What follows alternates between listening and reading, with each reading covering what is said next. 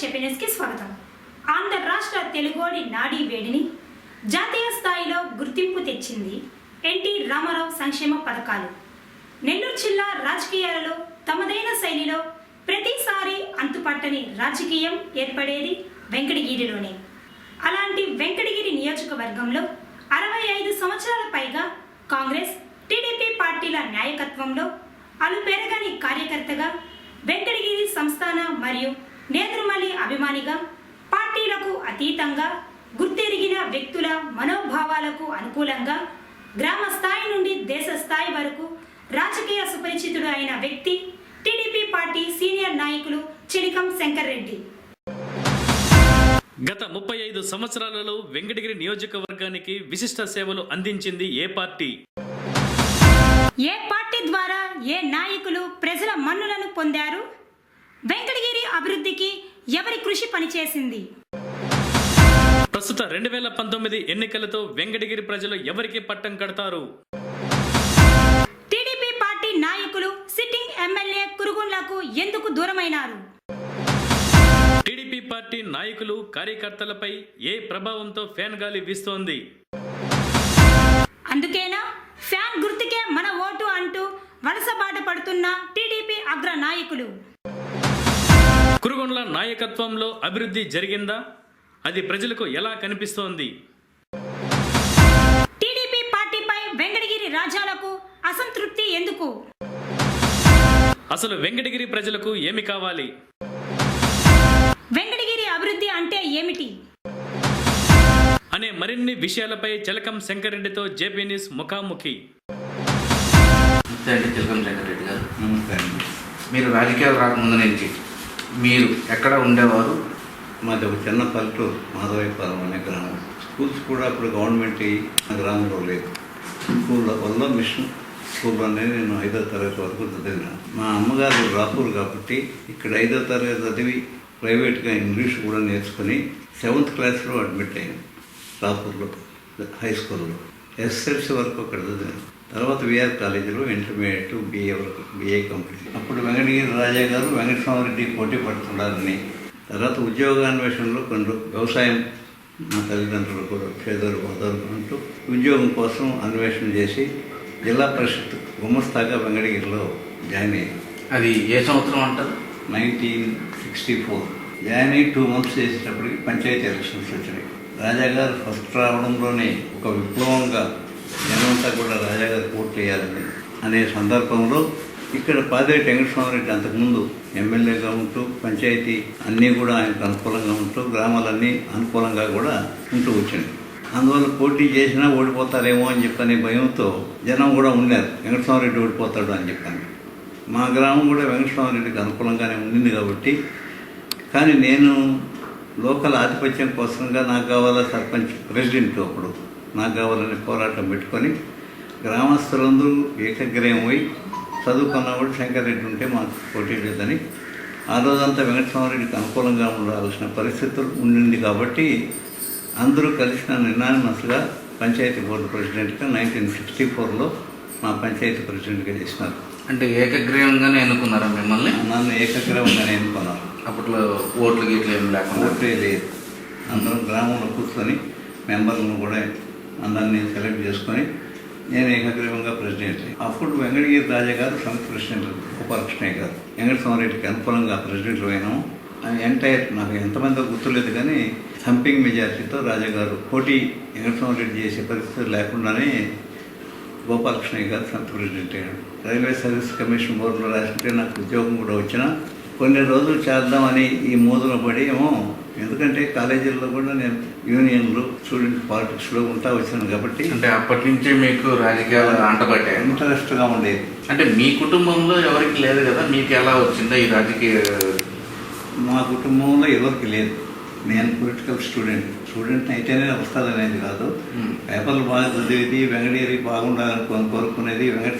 అప్పుడు వెంకటగిరి రాజాగారు కూడా లేదు, వెంకటస్వామిరెడ్డి ఇక్కడ ఎమ్మెల్యే కావాలని కోరుకునేది. ఇవన్నీ ఆలోచనలు వస్తుండేది. వచ్చిన తర్వాత నాకు అప్పుడు రాజకీయమైన అవకాశం వచ్చిన తర్వాత దాంట్లో ఇన్వాల్వ్ అయిన తర్వాత ఏదైనా చేసేదానికి పరిస్థితులు ఎక్కువగా ఉన్నాయి కదా, ఎందుకు చేయకూడదు, ఆడ కొన్ని 2 నెలలైనా నేను గుమస్తాగిరి చేసి ఆ సీటుకే పరిధిలోనే పరిమితం అయిపోతున్నాను కదా అనే ఆలోచనతో చూద్దామని చెప్పిన ఆలోచనతో కొంత రోజులు కంటిన్యూ అయినా. నేను కాంగ్రెస్ పార్టీలోనే చేరాను. రాజాగారు కూడా కాంగ్రెస్ పార్టీ తరఫునే వచ్చి వెంకటస్వామిరెడ్డికి అగ్రెస్ట్గా వచ్చినట్టు పార్టీ అనేది లేదు కదా పంచాయతీలో. తర్వాత రాజకీయాల్లో వెంకటస్వామిరెడ్డికి పోకడకు నాకు సరిపడదు. ఇద్దరి మధ్య మంచి పడతారు. ఇద్దరి మధ్యనే కాదు కొన్ని పోకడలోని నేను ఆయనతో ఏమలేకపోయినా. అప్పుడు నేను మళ్ళీ ఉద్యోగాన్ని వెళ్ళిపోవాలని చెప్పని కొన్ని రోజులు ఇంటికాడ గమనం కూర్చుంటే సమితి ప్రెసిడెంట్గా గోపాలకృష్ణయ్య గారు అయి ఉన్నారు కాబట్టి ప్రతిరోజు మా ఇంటికి వచ్చేది, ఏదో మంచిగా మాట్లాడేది, వచ్చేది, కాఫీ తాగేది, సంబంధాలు పెంచుకున్నాను. ఆయనతో కూడా వెంకటగిరి కొన్ని రోజులు తీసుకొచ్చేది, కొంచెం అవినాభావ సంబంధం ఏర్పడ్డది. గొడవలు కూడా వచ్చినాయి. అప్పుడు రాఘవరెడ్డి మధ్య, వెంకటస్వామిరెడ్డి మధ్య ఇద్దరు, రాఘవరెడ్డి వెంకటస్వామిరెడ్డి కూడా రాజగారి మీదనే ఫైట్ చేసినారు. మళ్ళీ కూడా ఫైట్ చేసి దాదాపు 32 మంది వెంకటస్వామిరెడ్డి రాఘవరెడ్డి తరఫున మాకు, వాళ్ళకి 28, మాకు 32 వచ్చినాయి సెకండ్ టైం. అప్పుడు 4 డిస్ట్రిక్ట్లో రాజగారు ఉంటారు. అప్పటికే మాకు వెంకటస్వామిరెడ్డికి పడకుండా ఉండింది. పడకుండా ఉంటే వెంకటస్వామిరెడ్డి నా మీద క్యాండిడేట్ పెట్టాడు. ఆ గ్రూప్లో నేను పోటీ చేసింది కూడా రాజాగారికి అగనెస్ట్గానే వెంకటస్వామిరెడ్డి గ్రూప్లో రాజకీయాల్లో చేరినాను కాబట్టి ఆ గ్రూప్లోనే ఆయన పడకుండా స్నేహితులందరి ఒత్తిడితో నేను రాజకీయాల నుంచి మళ్ళీ ఉద్యోగానికి పోవాలనుకున్నా. ఆ ఒత్తిడితో మళ్ళీ ప్రెసిడెంట్గానే పోటీ చేసినాను. అందరూ అడిగిన రాయని మనం చేసేది తప్పు కదా, ఆయన మీదనే పోటీ అనేది అంత పెద్ద విషయం కాదు కదా, మనం చెప్పి డ్రాప్ చేస్తామని చెప్పి అన్నాడు. అయితే నేను ప్రెసిడెంట్ అయితే మీరు సమితి ప్రెసిడెంట్గా ఉండకూడదు, మీరు సమితి ప్రెసిడెంట్గా ఉంటే నేను ప్రెసిడెంట్గా ఉండదు అని ఆ రోజు చెప్పి 6 గొడవ వచ్చినాయి. అప్పుడు కొంతమంది న్యాయంగా సమర్థించేవాళ్ళు కూడా పవర్ అనేది లేకుండా బాగానే నన్ను సమర్థించినారు. గ్రూపులుగా పెట్టుకొని వెళ్ళిపోవాలని చెప్పి సపరేట్గా పెడుతుండాలని, వెంకటస్వామిరెడ్డి కూడా సపరేట్గా గ్రూపులు పెట్టినారని అని అంటే ఇంకా నిలబడింది ఒక 5-6 మంది నిలబడ్డాం. పుల్లారెడ్డి, రాఘవరెడ్డి, నేను, కోఆప్షన్ మెంబర్లు పెట్టుండాను కొంతమంది, వాళ్ళు, పారోళ్ళు, దేవరపల్లె, ఇట్లాంటి కొంతమంది నిలబడ్డారు. వాళ్ళు అప్పుడు ఆనంద్ సంజీవ్ రెడ్డి రాఘవరెడ్డికి బాగుంటామంటే రాఘవరెడ్డి అడిగి పోదాం అన్నట్టు. అంటే అంతకుముందు రాఘవరెడ్డి సంజీవరెడ్డి రెండుగా ఉండాలని కోరిక కదా. ఇంకా ఆయన వెంకటస్వామిరెడ్డి నాకు కష్టపడదు కాబట్టి ఈయన పిలిస్తే నేను పోయినా, మీరందరూ ఒకటిగా ఉండండి సరిపోతుంది అని చెప్పానంటే అప్పుడు గ్రూప్ అక్కడికే పోదామని పోయాను క్యాంపులకు. ఆ క్యాంపుల్లో కూడా ఉన్నాం. ఆ క్యాంపుల్లో నుంచి వచ్చిన తర్వాత 40 రోజులు జిల్లా పరిషత్ గాను గోపాలకృష్ణారెడ్డి ఆ సైడ్, ఆనంద్ సంజయ్ రెడ్డి వాళ్ళ సైడ్ చేయాలనే ఉద్దేశంతో ఎలక్షన్ టైంకు కోటకు తీసుకొచ్చారు. ఆ కోటలో కూడా నలుగురు, చంద్రశేఖర్ రెడ్డి, శ్రీనివాసరెడ్డి, బదిపూడి పేరారెడ్డి, ఆ సైడ్ నాయకులందరూ వచ్చి అందరితో మాట్లాడారు. అంటే ఎక్కువగా రాజకీయాలన్నీ కోటలోనే ఎక్కువగా బాగా జరిగేయడం. ఇది చంద్రశేఖర్ రెడ్డికి సంబంధించిన రాజకీయాలన్నీ కోటలో, ఆనందకు సంబంధించినట్టే మా మేనపూర్ గోపాలకృష్ణారెడ్డికి సంబంధించినట్టే ఆనంద్ సంజయ్ రెడ్డి నా పేరు. అంటే నెల్లూరులో జరిగేది ఎక్కడో జరుగుతూ ఉన్నాయి. అప్పుడు వీళ్ళందరూ బద్దిపూర్ పేరారెడ్డి కూడా ఉన్నారు, పిట్ట వెంకటేశ్వర ఎమ్మెల్యే, అందరూ వచ్చారు సాయం చేయాలని ఖచ్చితంగా అడిగారు. నేను నిర్ణయానికి వచ్చినాను, నా మీద ఆయన పోటీ పెట్టినాడు. అంటే అప్పట్లో జనార్దన్ రెడ్డి వీళ్ళకి ఇన్వాల్వ్మెంట్ ఏం లేదు, ఆయన ఫీల్డ్లోనే లేడు ఇప్పటికి. ఆయనేమో మాకు మొట్టమొదటి నుంచి నేను చెప్పిన ఆయన సంఘటనగా ఉండకూడదని చెప్పాను. అప్పుడు ఇప్పుడు మనం అనుకునేది ఎందుకు, అప్పుడు మెజారిటీ వచ్చి మనం మీరు ఎవరికైనా అప్పుడు డబ్బు పెట్టేదానికి కొత్త కదా, ఇప్పుడు డిసైడ్ చేస్తే చందాలు ఇచ్చేవాళ్ళం, మాకు ఇష్టం వచ్చిన వాళ్ళు అయితే చందాలు కూడా ఇస్తాము అని చెప్పాను. బాగా మన రాజకీయాలు వచ్చి పెద్ద రాజకీయం పెంచుతాము నువ్వు అని కొంచెం గొడవ చేసినాడు నా మీద. అంటే మీ మీద చేసి నా మీద ఎవరు చేసింది? వెంకటస్వామిరెడ్డి. దాంతో వైదొలిగి నువ్వు ఉంటే మాత్రం ఒప్పుకో అని చెప్పి బయటకు వచ్చేసినాం. ఆయనతో కూడా తిరిగింది లేదు, ఏం లేదు. కానీ రాజాగారితో నేను గెలవాలి కాబట్టి ఇక్కడ వాళ్ళు ఎవరినైనా ఇష్టం వచ్చిన వాళ్ళని పెట్టమను. నేను అయితే 32 మంది గెలిచింది. ఆయన మన ఇష్టం వచ్చిన మనిషిని పెట్టుకోగలిగితే నేను వదిలేస్తాను, ఆయన మాత్రం ప్రెసిడెంట్గా ఉంటే నేను వెళ్ళిపోతాను అని చెప్పాను. అప్పుడు ఆయన దానికి యాక్సెప్ట్ చేయరు. అందరినీ ప్రమాణకాలు చేయించినారు, నన్ను కూడా దొరికొచ్చినారు. ప్రమాణకం చేయమని ప్రమాణకం చేసినాం. ఏమని చేసినాము, నాకు మంచి నిర్ణయం ఇచ్చి వెంకటస్వామిరెడ్డి తప్ప మా 32 మందిలో ఒకరిని ప్రెసిడెంట్ చేయమని చేసినాను. ఆ మాట అడిగింది ఎవరు? వెంకటస్వామిరెడ్డి. అందరూ ఉన్నారు కదా, వీళ్ళందరూ కూడా ఉన్నారు. చంద్రశేఖర్ రెడ్డి, శ్రీనివాసరెడ్డి. అప్పుడు సపరేట్గా శ్రీనివాసరెడ్డి, చంద్రశేఖర్ రెడ్డి అందరూ నాకు పిలిచారు. ఆయన ఉంటే మాత్రం నేను యాక్సెప్ట్ చేయను ఆ రోజు కూడా చెప్పాను. తర్వాత ఓటింగ్కి అందరం కలిసి వచ్చినాం. ఆప్షన్లో అప్పుడు రాఘవరెడ్డి, నేను నన్ను కానీ బహిష్కరిస్తే 10-12 మంది బయటకు వచ్చేస్తాను. అప్పుడు మీ మెజార్టీ ఎలా ఉన్నది? నా మీద సింపతి ఉండదు. ఆ, ఫ్రెండ్స్ అదే మెజార్టీలో నన్ను పొమ్మని లేదు బయటికి. నేను వచ్చేస్తే వాళ్ళు మళ్ళీ కంట్రోల్ చేస్తారు. అందువల్ల మా చేతిలో ఇది పవర్ ఉండదు, ఇది గెలిపించే ఉండదు. ఆప్షన్ మెంబర్లో 32, 28 బ్యాలెన్స్ అట్నే పెట్టాలనుకున్నాం. 7 ముగ్గురిని వాళ్ళ ముగ్గురిని మేము రావాలి అనుకుని గెలిపించాం. అది తప్పైందంటే మళ్ళీ ఇంకెవరో ఒకరు వచ్చేస్తారు ఫీల్డ్. అప్పుడు రాఘవరెడ్డి రావాలనుకుని అప్పుడు నిర్ణయం తీసుకున్నాం. ఆప్షన్ ఎలక్షన్ అయిపోయింది, 7 ముగ్గురు వాళ్ళు గెలిచేసినారు. రాఘవరెడ్డి గెలిచినట్టు సంతృప్తి. ఇప్పుడు ఉండే రాజకీయాలకి అప్పుడు మీరు చేసిన రాజకీయాలకి ఎంత వ్యత్యాసం ఉందని అంటారు? డబ్బుతోనూ రాజకీయ ఆధిక్యత కోసం మనుషులు ఎక్కువగా పాపులాడతారు. ఆ రోజు మర్యాద కోసం, గ్రామాల అభివృద్ధి కోసం ఎక్కువ పాపులాడారు. మీకు అప్పటి నుంచి రాజాగారితో సత్సంబంధాలు ఎక్కువగా ఉన్నాయి కదా? వ్యతిరేకత ఎప్పుడూ లేదు, కానీ ఆయన మనసులో రాజకీయమైన వ్యతిరేకత కానీ మనుషుల యొక్క వ్యతిరేకత కానీ పాలసీ మ్యాటర్ మీద ఒక గ్రూప్లో ఉన్నాం కాబట్టి ఒక గ్రూప్లోనే ఉంటా వచ్చినాం. కానీ నేను చెప్పిన తర్వాత ఇవన్నీ జరిగిన తర్వాత నేను వెంకటస్వామిరెడ్డికి దూరం అయిపోయాను. రాఘవరెడ్డి కూడా నా మాట ఇలా అప్పుడు కూడా దూరం అయిపోయినాయి. ఇంకెందుకు రాజకీయాలు ఆయన పడకపోయి ఈయన పడకపోయి దూరం అయిపోయాను.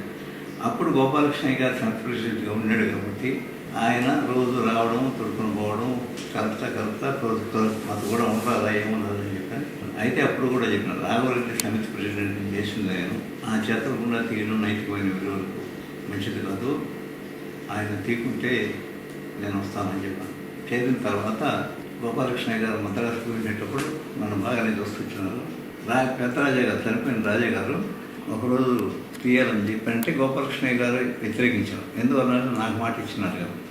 గోపాలకృష్ణయ్య గారు బయటకు పోయినప్పుడు, మద్రాసు పోయినప్పుడు రాజాగారే మళ్ళీ ఆలోచించి నన్ను పిలిపించినాడు. శంకరెడ్డి గారు రాఘవరెడ్డి మాత్రం తీసేయాల్సిందే, ఆయన ఒక్కడు పనికి సరిపడడం లేదు, వెహికల్స్ నమ్మున్నాను, ఒక వెహికల్ తీసుకొని పని చేయండి. తమ్ముడు రావాలి కదా, ఆయన వచ్చిన తర్వాత ఆయన వస్తే పడనీడు. మేము మాట్లాడుకున్నది ఆయనకు తెలియదు. ఆయన ఏదో చెప్పేస్తాడు, తప్పించేస్తాడు, పారెత్తుకున్నాం. నేను ఆలోచించిన రాజకీయాలకి మానుకోవడమా, మనం ఆలోచించిన మాట కోసంగా మానుకోవడమా, లేకుంటే వీళ్ళు రాజకీయాల్లో కంటిన్యూ చేయాలంటే వీళ్ళు చెప్పిన మాట వినడం, అంతే కదా.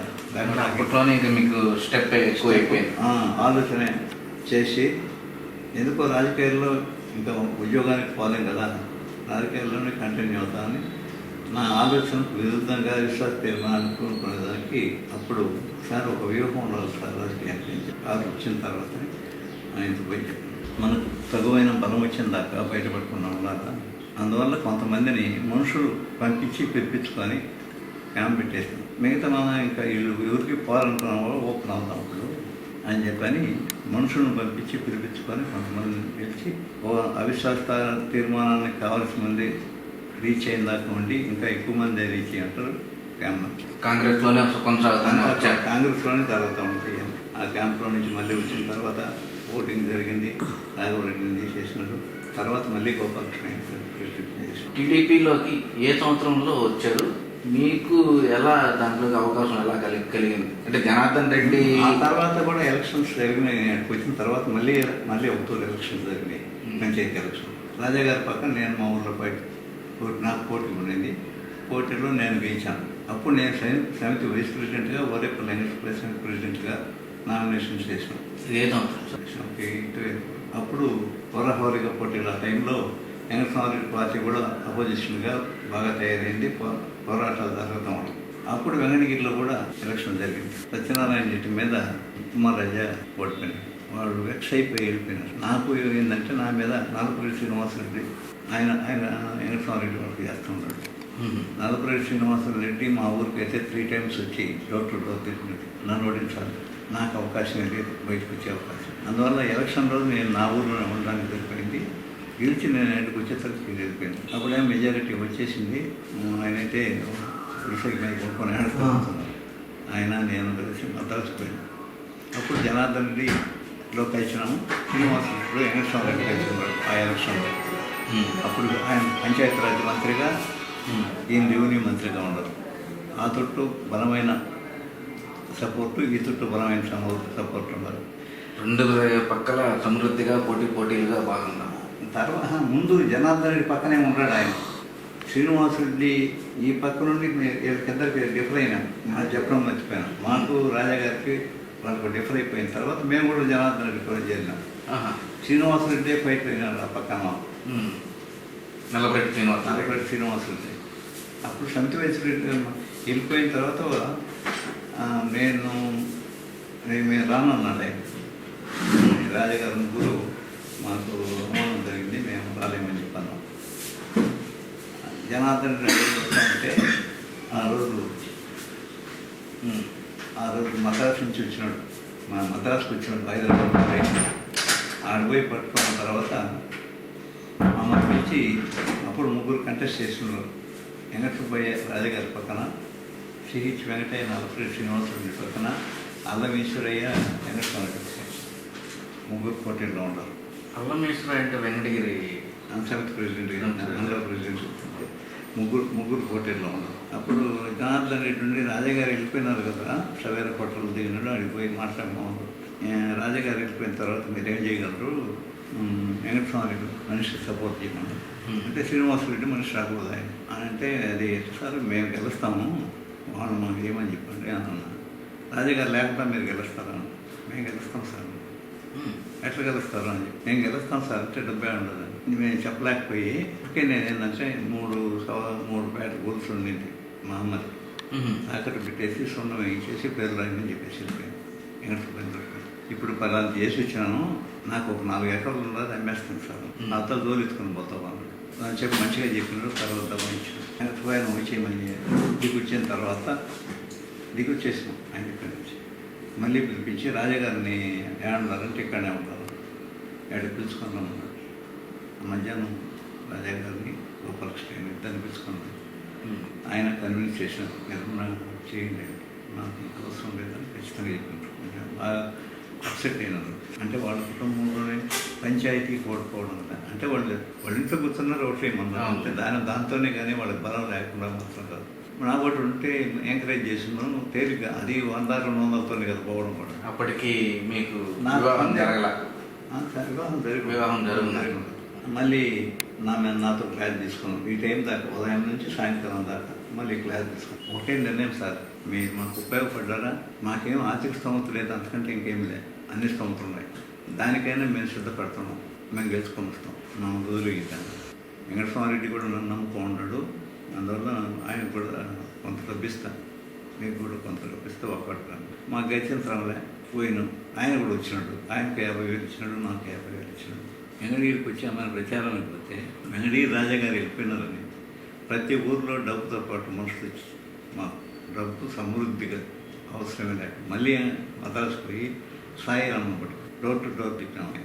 పల్లెల్లో మేము తిప్పాం చేసాం. మేము 11,000 కలుపుతో మేము గెలిచాం. వెంకటస్వామి రెడ్డి క్యాండిడేట్ 4,000 వచ్చినట్టు పరిస్థితి. వెంకటయ్య ఓడిపోయినాడు. అప్పుడు ఆయన చిన్నయ్య ఆయన పెట్టినాడు జిల్లా పరిషత్ గూడూరులో పెట్టి, ఆయన ఓడిపోయినాడు. జనార్దన్ రెడ్డి క్యాండిడేట్ అటు ఓడిపోయినాడు. అప్పుడు ఫోన్ చేసి వెంకటస్వామి మమ్మల్ని పిలిచి జిల్లా పరిషత్ ఆయన ఏడ సమితి వైస్ ప్రెసిడెంట్గా నేను వైస్ ప్రెసిడెంట్ నుంచి ఇన్ఛార్జ్ ప్రెసిడెంట్గా ఏడ పనిచేసాను. ఆ టైంలోనే వెంకటస్వామి రెడ్డి మీద ఇంకా వ్యతిరేకమే కదా, రాజాగారు వెంకటరావుతో చెప్పి దాని మీద ఏడీబీ ఉండింది అప్పుడు ఆయన చేతిలో, దాని మీద ఎంక్వైరీ పెట్టి దాన్ని తీసేయించాను. ఎన్ని సంవత్సరాలు మీరు మళ్ళీ పార్టీ మారాల్సి వచ్చింది? నేను అప్పటి నుంచి కంటిన్యూగా కాంగ్రెస్లోనే, జనార్దన్ రెడ్డి నుంచి బయటకు వచ్చిన దాకా కాంగ్రెస్లోనే ఉంది. తర్వాత టీడీపీ పార్టీలో టీడీపీ పార్టీ అంటే ఎట్లా డైరెక్ట్ మీరు ఎన్టీ రామారావు గారితో ఏమైనా కలిసి అక్కడికి వెళ్ళారా, లేకపోతే రాజాగారి తరఫున ఏమైనా వెళ్ళారా? మళ్ళీ జనార్దన్ రెడ్డి రాజాగారు మేమంతా చేసినాం కదా. జనార్దన్ రెడ్డి ఓడిపోయిన తర్వాత కొన్ని ప్రాబ్లమ్స్ ఏర్పడ్డాయి. ఎవరి వల్ల అంటారు? కుటుంబ పోరు అనుకోండి, అంతేగాని రాజకీయ పరంగా రాజకీయ పరంగా కావచ్చు, అదేమైంది మేము చెప్పుకునేది కాదు. ఏంటంటే జనార్దన్ రెడ్డి ఇప్పుడు రాజాగారు అయితేనేమి నా జీవితంలో నన్ను అనురక్తిగా అభిమానంగా నన్ను పైకి తీసుకొచ్చినప్పుడు రాజాగారు శంకర్ రెడ్డిని చేస్తే దాన్ని పెంచింది జనార్దన్. వాళ్ళిద్దరూ నాకు చాలా ఆప్తులే. ఆ పరిస్థితుల్లో కూడా నైతిక విలువలు పాటించి జనార్దన్ రెడ్డి రాజాగారు పోటీ చేసుకుంటే జనార్దన్ రెడ్డికి చెప్పాను, మనం ఓడిపోతూ ఉంటుంది. ఎందుకంటే వాళ్ళ మీద అభిమానం ఉంటుంది. జనార్దన్ రెడ్డి ఉన్నంతసేపు ఆయన ముఖ్యమంత్రి అయినా కానీ రాజాగారి మీద ఈగో వాళ్ళని మాట్లాడేటప్పుడు ఎక్కడైనా మీటింగ్లో ఒక ఎప్పుడు తెలియదు నీ మీద నీకు వాళ్ళ మీద పోలేదు నాకు పోలేదు సార్ ఆయనకి యాక్చువల్గా తెలుసు నేను వాళ్ళ అభిమాని నేను చెప్పనేది ఖచ్చితంగా తెలుసు అడిగేవాడు అవును సార్ నాకు అభిమాని కానీ నేనేం తప్పు చేస్తున్నానని కూడా ఆయన కళ్ళ కూడా అనుకోరు కానీ కొంచెం ఆమె వచ్చిన తర్వాత కొంచెం ఏ పొరపత్రాలు వచ్చినాయి కొంచెం దూరం అయినా గమనం ఉంది రాజకీయాలు అప్పుడు నా ఆమె కొన్ని పొరపాట్లు అయితే ఇక్కడంతా ఒత్తిడి వెళ్ళిపోదాం అని నాకేం పార్టీ వదిలేదు ఇష్టం లేదు వెళ్ళిపోదామని చెప్పానంటే అప్పుడు గోపాలకృష్ణ రెడ్డి ఇక్కడ ఏమైనా పనులు చేయించారు వాళ్ళ నాయన కాంగ్రెస్ మా బాగా సుబ్రహ్మరెడ్డి మా కుటుంబాలతో కూడా మాకు బాగుండేవాడు ఇంటికి వెళ్ళి కూడా వచ్చాము మేము వాళ్ళ ఇంటికి పోయి ఆయన రిటైర్ అయిపోయిన తర్వాత ఈయన ఎమ్మెల్యే ఆడ మంత్రిగా ఉన్నాడు నాకు ఇబ్బంది ఏంది అప్పుడు ఏమైనా పనులు కావాలంటే ఏదో పనులు కాకుండా అప్పుడు అధికారంలో ఉండదు తప్ప ఆయన ఇక్కడ పనులు చేసుకున్నాను ఒక రోజు ఉంటే శంకరన్న రాజాగారి మనుషులందరూ తిడతా ఉన్నారు నన్ను మీకు పనులు చేస్తూ ఉంటే ఎట్లా ఎంతకాలం ఎట్లా బాగుండదు కదా అన్నారు మేము పార్టీలో చేస్తాం సార్ మా ఇక్కడ ఉన్న వాళ్ళు వస్తాను అప్పుడు యాక్చువల్గా సరే నేను ఒప్పించినాను అప్పుడు సోమిరెడ్డి చంద్రమోహన్ రెడ్డి టీడీపీ జిల్లా ప్రెసిడెంట్ మంత్రి సోమిరెడ్డి చంద్రమోహన్ రెడ్డి ఇక్కడికి కనబడండి అన్నాను నేను చెప్పిన మాకు రాజకీయ శత్రువు ఆ కుటుంబాలకు 7 శత్రువులు నేను ఇప్పుడు వాడికి పోయిందిలే అప్పుడు ఎవరు వదులుకోవాలి యాక్చువల్గా నాకు పార్టీ మారాలని లేదు వదులుకోను వీళ్ళు నన్ను వదిలివేస్తుంటే నేను గమ్మైపోతాను రాజకీయాలు అందరూ ఒత్తిడి మీద మళ్ళీ 1.5 సంవత్సరానికి జరగాల్సి వచ్చింది టీడీపీ పార్టీలో చేరారు ఈ లోపల నేను ఖాళీగా ఉండేటప్పుడు రాజశేఖర్ రెడ్డి కరువు ప్రాంతాల పరిశీలన అని చెప్పని ఒకటి పెట్టుకొని ఆంధ్ర రాష్ట్రం అంతా తిరుగుతా కాళహస్తి నుంచి వెంగళూరు కూడా మీదుగా కూడా పోతారు తెలుగు మీదగా పోయి బాలాయపురం నుంచి సైదాపురం పోయి రాపురం పోయి వద్దరు ఇది రూటు కాబట్టి వెంగళూరు తెలుగు కాదు నాకు పాదయాత్రగా పోయారు పాదయాత్ర కాదు వెహికల్స్ ఉంది ఆ వెహికల్స్ కాళహస్తి నుంచి తెలుగు మీద వచ్చేప్పుడు నాకు ఆ తోట ఉండదు స్పందన ఈ ఆనం వివేకానంద రెడ్డి రామనారాయణ రెడ్డి ఫోన్ చేసిన కానీ నాకు సంజీవ్ రెడ్డి ఆనందరెడ్డి రెడ్డి ఏ సుబ్బారెడ్డి దాకా సంబంధాలు ఉండేవి నాకు ఉపయోగపడేవాళ్ళు కూడా వీళ్ళు అప్పుడు అంతకాయ చూస్తుండేది కానీ తర్వాత కార్యాలకు కూడా మన వివేకానంద చచ్చిపోయిన దగ్గర కూడా ఆయన కర్మస్థానికి పోయినా సాగుకు పోయినా ఏదో 4 మాటలు కూడా ఆయన సంతాప సభలు కూడా హనుమాన్ కుటుంబంతో మీకు సంబంధాలు బాగున్నాయి ఎప్పుడూ తీరుకోవాలి అయితే ఒకప్పుడు ప్రాచీన కౌన్సిలర్స్ శాసకం వాళ్ళ ఏదో దర్పిలో ఓటింగ్ ఉంది కౌన్సిలర్ నేను ఒక మాట ఇలా ముఖ్యంగా నేను ఎప్పుడు తప్పు చేయలేదు ఒక దగ్గర ఉండి ఇంకో దగ్గర తప్పు చేసే ప్రశ్న రాలా కానీ ఇప్పుడు కూడా అది ఆలోచించుంటారేమో నాకు తెలియదు కానీ ఇప్పుడు చెప్తానే అట్నే అన్న రాజాగారితో మాట్లాడండి సార్ అన్న ఈ రెండే రాజాగారితో మాట్లాడమని చెప్పాను మాట తప్ప నాకేం మాట చేయకూడదు అనేది వాళ్ళకు ఇప్పుడు జనార్దన్ రెడ్డి చేసిపోయినట్టు రాజశేఖర్ ఫౌండేషన్స్ అయితేనేవి అవన్నీ ఆ పొరవలన్నీ జరగాలంటే రామనారాయణ రెడ్డి సరైన క్యాండిడేట్ ఇప్పుడు వెంకటగిరికి రామనారాయణ రెడ్డి వైఎస్ఆర్ పార్టీ తరఫున ఎమ్మెల్యేగా జగన్మోహన్ రెడ్డి నియమించారు పార్టీ వెంకటగిరికి వచ్చిన తర్వాత వీళ్ళిద్దరి మధ్య కురుగుల రామకృష్ణ మధ్య రామనారాయణ రెడ్డి మధ్య ఎలా ఉంటుందంటారు రాజా గారు నిర్ణయం తీసుకున్న తర్వాత ఆయన క్యాండిడేట్గా ఉంటాడా వెళ్ళిపోతాడనే ఆలోచన అంటే రాజా గారు వైఎస్ఆర్ పార్టీలోకి వెళ్తారని మీరు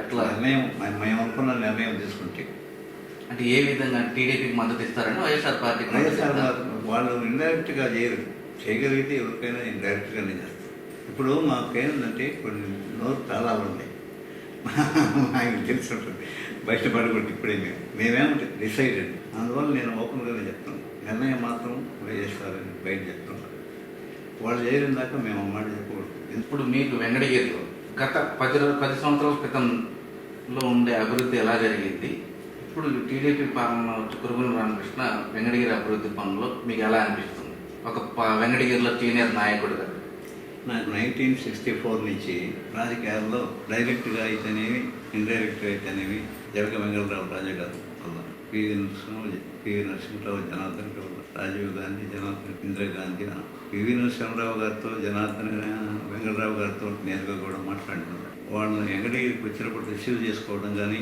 వాళ్ళకు అన్ని ఏర్పాట్లు చేయడం నేను ముఖ్యమంత్రులు చాలామంది తెలుసు 1964 సంవత్సరం నుంచి. ఈ 10 సంవత్సరాలు అది రాయొచ్చో రాయకూడదో, చెప్పొచ్చో చెప్పకూడదో, ఏ ముఖ్యమంత్రి ఏ ముఖ్యమంత్రి చేయనంత డెవలప్మెంట్ 5 సంవత్సరాలు జరిగింది. కురుగొండ రామకృష్ణ హయామ అనకూడదేమో అనుకుంటున్నాను. టీడీపీ పాలనలో మంచి అభివృద్ధి జరిగింది. టీడీపీ పాలన అనేది కాదు. మేము మా పార్టీ తెలుగుదేశం రాష్ట్రాన్ని విడగొట్టినప్పుడు పైగుడ్డ పైన వేసుకొని ఒట్టి చేతులతో వచ్చినాం. పరిపాలన జరపడానికి భవనాలు లేవు, చెట్ల కింద పరిపాలన జరిపే పరిస్థితి. జీతాలు ఇచ్చేదానికి రెవెన్యూ లోటు 20,000 కోట్ల రూపాయలు. ఇటువంటి పరిస్థితుల్లో ఆంధ్ర రాష్ట్రానికి వచ్చాం. అయినా ఈ 5 సంవత్సరాల్లో 1964 నుంచి ఇప్పుడు 2 సంవత్సరాలు, ఇన్ని సంవత్సరాలు జరిగినంత పని 5 సంవత్సరాలు జరిగింది. అభివృద్ధి వెంకటగిరిలో బాగా వెంకటగిరి కాదు, రాష్ట్రంలోనే జరిగింది. ఎట్లా జరిగిందంటే, నేను టీడీపీ పాలనలో జరిగింది అనుకోవడం, సెంట్రల్ గవర్నమెంట్ ఇచ్చినందువల్లే జరుగుతుంది. లేకుంటే ఎట్టొచ్చింది ఒకటి, నేను ఎట్టొచ్చిందనేది బీజేపీ సెంట్రల్ గవర్నమెంట్ అవన్నీ ఎట్టొచ్చిందో తెలియదు. అంటే నాకు లేదు డబ్బు, అది మీరు దాంట్లో మీరు అర్థం చేసుకోవాలి. నాకు కూడా తెలియదు ఎట్టొచ్చింది. వాళ్ళు లేదు అంటున్నాడు మళ్ళీ.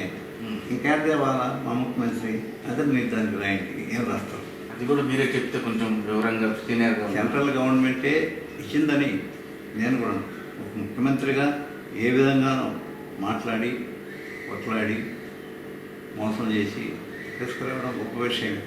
ఆయనే చెప్తున్నాడు, మా ఎమ్మెల్యే కూడా మా ఊరికి పోయి నేను నిన్ను చేసినాను, మనుషులే రాలేదు, రేపు చల్లదక్క వేసుకుని కూర్చొని అందరికీ ఓట్లు వేయమంటారు, ఇన్ని చేసిన తర్వాత పురుగులు పట్టి చచ్చిపోతారు కదా, తీర్చుకొని పని చేయకుంటే రేపు అంతే కదా. ఆ నుంచి ఇల్లు చేయించుకున్నాం, ఆ నుంచి డబ్బు లేకుంటే మనకు లేదు డబ్బు. మన కమిట్మెంట్స్ కూడా మనం పూర్తి చేయలేకున్నాం. ఏ రోజు కాదు డబ్బెట్ట అనేది ఆలోచిస్తున్నాం. ఈ మధ్య కొంచెం దూరం అయిపోయేసరికి అలా కలవ ప్రకంపనలు సృష్టిస్తూ ఉన్నది, ప్రళయాలు జరుగుతూ ఉన్నాయి. ఈరోజు అలా కల్లోలంగా ఉండదు రాష్ట్రం. కొంచెం ఇక్కడి నుంచి రాని కారణాలు ఎన్నెన్నో నిందలు అపనిందలు, ఎన్నెన్నో గొడవలు.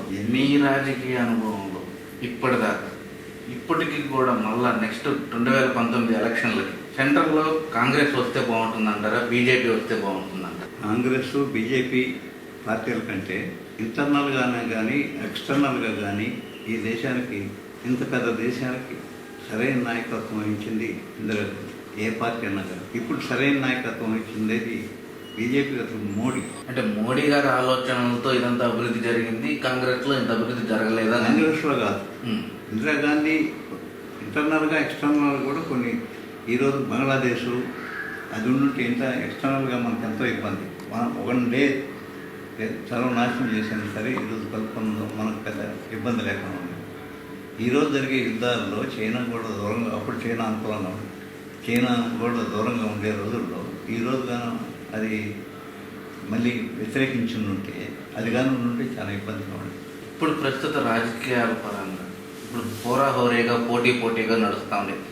ఒక పక్క టీడీపీ, ఒక పక్క వైఎస్ జగన్, ఇంకో పక్క పవన్ కళ్యాణ్ జనసేన పార్టీ అని చెప్పేసి ఈ 3 పార్టీల్లో మళ్ళీ నెక్స్ట్ 2019 ఎలక్షన్లకి ఎవరు వస్తే మన రాష్ట్రం కానీ దేశం కానీ చాలా వరకు.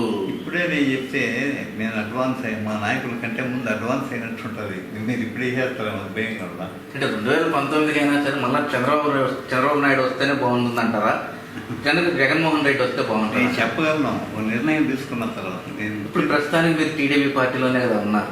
టీడీపీ పార్టీలో ఉండి చెప్పకూడదు కదా. అంటే మా నాయకుడు వస్తేనే బాగుంటుందని రాజాగారి నిర్ణయంలో ఏముంటుందో తర్వాత చెప్తాను. కొన్ని ఇష్టం ఉన్నాయి, కొన్ని కష్టంగా ఉన్నాయి. ఇప్పుడు నాకు ఇష్టం లేనట్టు వాళ్ళు తీసుకుంటారు అనుకో, వాళ్ళు అనిపిస్తే ఏమంటే యాక్టివ్ పార్టీలో ఉన్నారు, వాళ్ళని వ్యతిరేకించింది.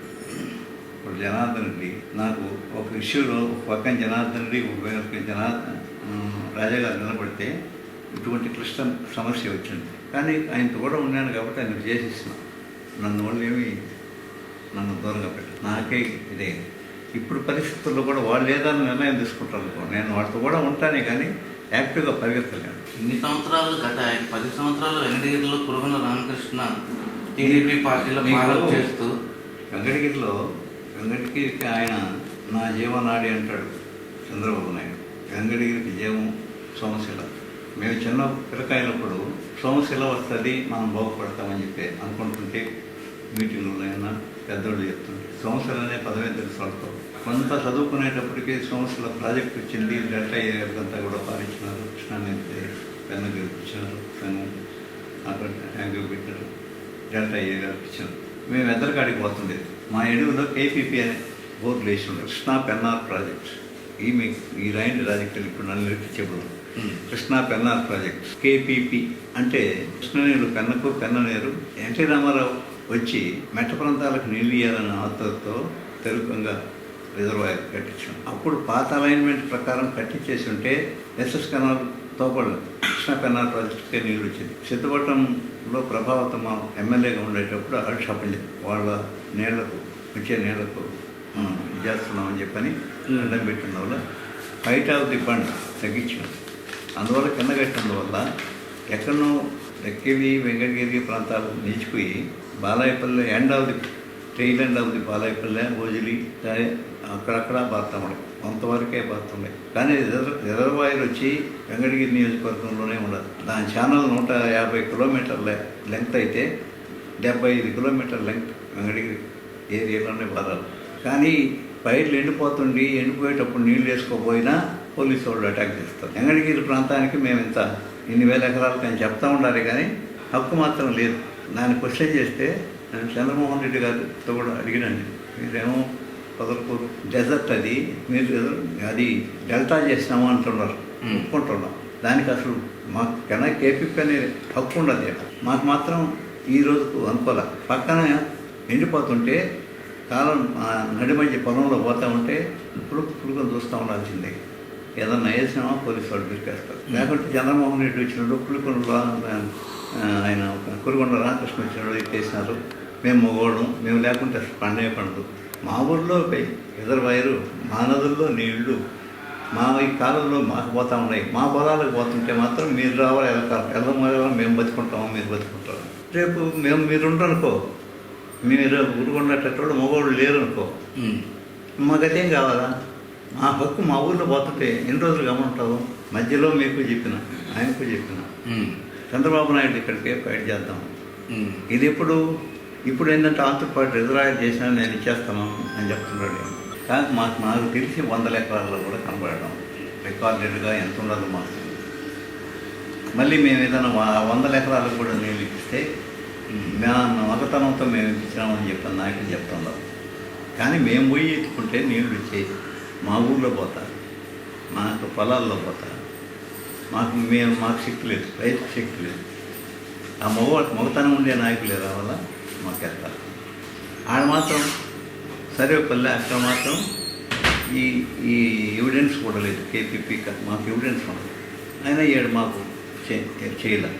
అంతేకాదు, చంద్రమోహన్ రెడ్డి ప్రెసిడెంట్గా ఉండేటప్పుడు, రాజశేఖర్ రెడ్డి చీఫ్ మినిస్టర్గా ఉండేటప్పుడు, కిరణ్ కుమార్ రెడ్డి చీఫ్ మినిస్టర్గా ఉండేటప్పుడు ఈ తెలుగు సంవత్సరాల నుంచి ఈ తెలుగు గంగ నీళ్ళే పైపుల్లో 6,000 రూపాయలు శాంక్షన్ చేసి చిత్తూరు జిల్లాకు తీసుకొని పోవాలి. అప్పుడు చంద్రమోహన్ రెడ్డి నెల్లూరు జిల్లానంతా మొబిలైజ్ చేసి దాన్ని అటాక్ చేసింది. ఈ లోపల చంద్రబాబు నాయుడు చీఫ్ మినిస్టర్ అయిన తర్వాత అది క్యాన్సిల్ చేసినాం.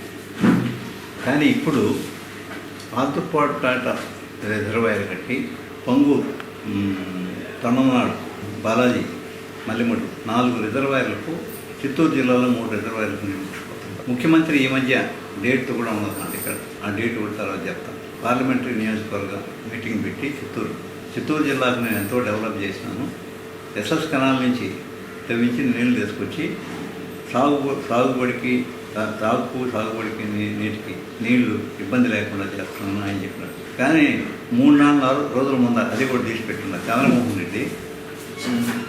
వాళ్ళు చిత్తూరు వాళ్ళు కానీ ఆ రోజుల్లో ఆ ప్రభుత్వం కానీ ఉన్నట్టుగానే చేస్తుంటే మేము కానీ అర్థమైకుండా ఉంటే దేవుడినంతా డెజర్ట్ అయిపోను అన్నాడు. నేను అడిగాను, ఎవరిని అడిగారు? చంద్రమోహన్ రెడ్డి. మీకు ఇచ్చినారు సార్, మీకు తెలియదేమో, వాళ్ళకేమో తీసుకొని పోతున్నారు నీళ్ళు అని చెప్పాను. అప్పుడు మీకు కూడా ఉన్నాయి 50,000 ఎకరాలకు అని చెప్పాను. నాకేం కనబడుతుంది, ప్రాక్టికల్గా మనకేం రావడం లేదు. ఈ మధ్య ఒక 4 నెలల క్రితం కరువు కాటకాలతో మన వెంకటగిరి నియోజకవర్గంలో ఉండేవాళ్ళు ప్రజలందరూ కూడా నీళ్లు లేక పంటలు ఎండిపోయి చాలా ఇబ్బంది పడ్డారు. అదే న్యూస్ కూడా మేము రైతుల దగ్గర నుంచి కూడా న్యూస్ తీసుకొని కూడా వేస్తున్నాం. ఆ తర్వాత 15 రోజులకు 20 రోజులకు అప్పుడు నీళ్లు వదిలేరు. వాళ్ళ దయాదర్శనం అని చెప్తేనే ఇందాక వాళ్ళు చెప్తేనే నీళ్ళు వస్తాయేమో. డెల్టా వాళ్ళు రెండో కారు కూడా మాది హక్కు అంటారు. నిజంగా చెప్పాలంటే ఆ సోమిరెడ్డి ఫైట్ చేస్తున్నాడు బయట ఇచ్చేదానికైనా సరే. కానీ అసలు వాళ్ళకే చెరువు నెల్లూరు జిల్లా అనుకున్నారు, యూనిట్ అన్నారు. ఆంధ్ర రాష్ట్రం కూడా ఆడన్నో నీళ్లు ఉన్నాయి. మా దాకా కాలువలు తోడిస్తూ ఉంటాం. ఎక్కడ ఎండిపోతుంటే అక్కడండి ఒక ఏరియాకు 2 కార్లు, ఒక ఏరియాకు 3 కార్లు, ఒక ఏరియాకు 1 కారు కూడా ఇచ్చినాం. ఏదన్నా ఒక కారు ఇప్పించినామనుకో వాళ్ళ హక్కులు తీసి మనకి ఇచ్చినాము అని వాళ్ళు ఆల్రెడీ మేమేం అదంతరమైనట్టు. దీన్ని అడిగే దిక్కే లేకపోయా. అడిగే దిక్కు మనకు రిప్రజెంటేషన్ లేదు ఈ ఏరియా.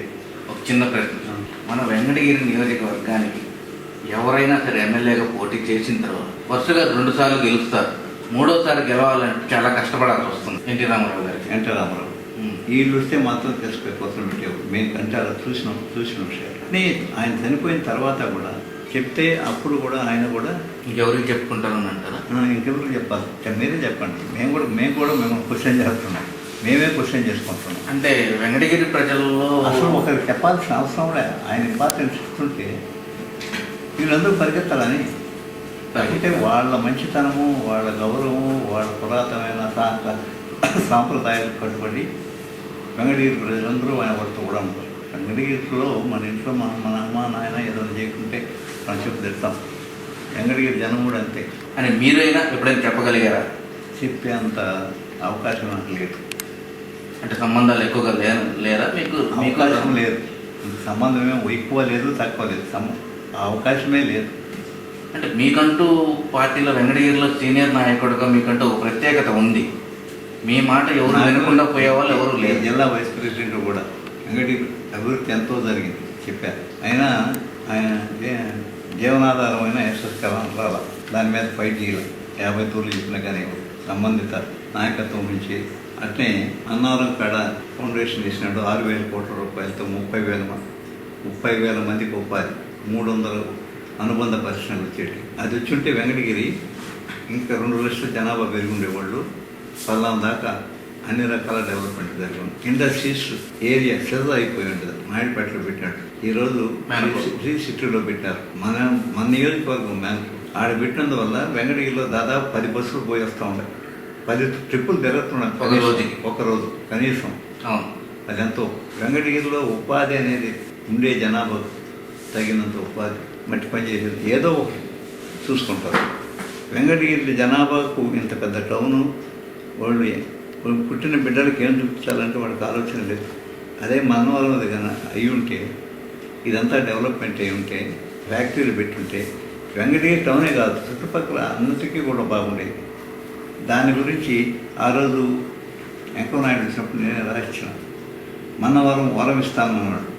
పరిస్థితి చేసేవాళ్ళు మాకు ఆసక్తి లేదు. నీకు అట్నే జనార్దన్ రెడ్డి గారి టైంలో ఈ ఊళ్ళో ఆర్టీసీ బస్ స్టాండ్ ఇట్ట ఆ పక్కన ఆ బంకులు దాకా తప్పితే మిగతా తూర్పు పక్కన అంతా రిజర్వ్ ఫారెస్ట్ పెరిగారు ఏరియా అంతా. ఏదైనా ఎడ్యుకేషనల్ ఇన్స్టిట్యూషన్స్ పెట్టండి సార్ అని చెప్పానంటే స్థలం లేదు. అప్పుడు 100 acres అందరి వరకు పెట్టమని చెప్పని మా మధ్యప్రదేశ్ దిగ్విజయ్ సింగ్ ఫారెస్ట్ మినిస్టర్ అయితే అప్పుడు ఆయన మధ్యప్రదేశ్లో ఎలక్షన్ వస్తే ముఖ్యమంత్రి పోటీ చేయాలి కాబట్టి ఒక 50 ఎకరాలు చేయించుకొని వచ్చినట్టు ఆయన ఆ మొక్కమాటంతో చేయించుకుని. ఇప్పుడు ఆ స్టేడియం అయితేనేమి, నీకు గ్రౌండ్ అయితే అది ఐఐహెచ్డి అయితేనేమి, కాలేజీ అయితేనేమి దాంట్లో ఉన్నాయి. ఇంకా ఉండదు కొంత. అప్పుడు ఐఐహెచ్డి కూడా వ్యవస్థ ఎక్కువ ఉండాలని ఆయన పెట్టించాం. దానికి ఎదుగు లేదు. ఇక్కడ కాలేజీ స్థలం తెప్పించాం.